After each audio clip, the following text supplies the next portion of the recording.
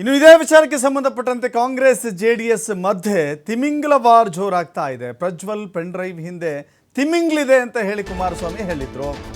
ತಿಮಿಂಗಲವನ್ನ ಅವರೇ ನುಂಗಿಕೊಳ್ಳಿ ಅಂತ ಹೇಳಿ ಡಿಸಿಎಂ ಡಿಕೆ ಶಿವಕುಮಾರ್ ಹೇಳಿದ್ರು. ಯಾರು ತಿಮಿಂಗ್ಲ ಅನ್ನೋದನ್ನ ದಾಖಲೆ ಕೊಡಿ ಅಂತ ಹೇಳಿ ಗೃಹ ಸಚಿವ ಪರಮೇಶ್ವರ್ ನಿನ್ನೆ ಹೇಳಿದ್ರು. ಯಾರು ತಿಮಿಂಗ್ಲು ಅನ್ನೋದನ್ನ ದಾಖಲೆ ಇಟ್ಟು ಮಾತಾಡಿ ಅಂತ ಹೇಳಿದ್ರು.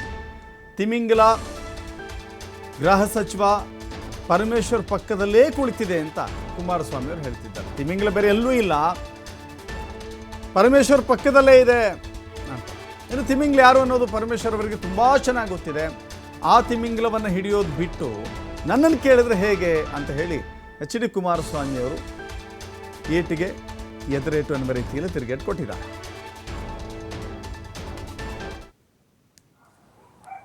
ಹೇಳಿಬಿಟ್ರೆ ಮುಗ್ದೇ ಹೋಗ್ತದೆ. ತಿಮಿಂಗ್ಲ ಯಾರು ಅಂತ ಅವರೇ ಹೇಳಿಬಿಟ್ರೆ ಇದೆಲ್ಲ ಮುಗ್ದೇ ಹೋಗುತ್ತೆ. ಗೊತ್ತಿದ್ರೆ ಅವ್ರಿಗೆ ತಿಮಿಂಗೆಲ್ಲ ಇದ್ದಾರೆ ಅಂತ ಗೊತ್ತಿದೆ ಅವರಿಗೆ, ಅದನ್ನ ಹೇಳದೇ ಇರೋದೇ ದೊಡ್ಡ ತಪ್ಪಲ್ವಾ?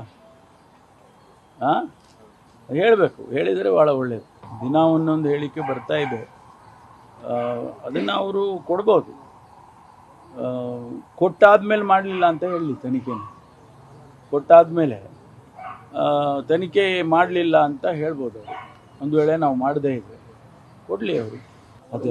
ಅದೆಲ್ಲವನ್ನು ಕೂಡ SIT ಕ್ರಮ ತಗೊಳುತ್ತೆ. ಯಾಕೆಂದರೆ ನಾವು ಯಾವುದನ್ನು ಕೂಡ ತನಿಖೆ ನಡೀತಾ ಇರುವಂಥ ಸಂದರ್ಭದಲ್ಲಿ ನಾವು ಯಾವ ವಿಚಾರಗಳನ್ನು ಕೂಡ ಹೇಳಕ್ಕೆ ಬರೋದಿಲ್ಲ. ಇದನ್ನೆಲ್ಲ SITನವರು ಗಮನಕ್ಕೆ ತಗೊಳ್ತಾರೆ ಅಂಥೇಳಿ ನಾನು ಅಂದ್ಕೊಳ್ತೇನೆ. ಯಾಕೆಂದರೆ ಇವೆಲ್ಲ ಅದಕ್ಕೆ ಲಿಂಕ್ ಆಗಿರ್ತಕ್ಕಂಥದ್ದು. ಯಾರು ಬೇಕು ಅವ್ರು ಹಿಡಿದು ಪಡೆದು ಎಲ್ಲಾರನ್ನು ತಂದು ಒಳಗೆ ಹಾಕಿ ಅವ್ರನ್ನ ನುಂಗ್ಕೊಳ್ಳಿ. ನಾನೇನು ಬರೀ ಎಕ್ಸಿಬಿಟ್ರು, ನಾನು ಡೈರೆಕ್ಟರ್ ಅಲ್ಲ, ಪ್ರೊಡ್ಯೂಸ್ ಅಲ್ಲ.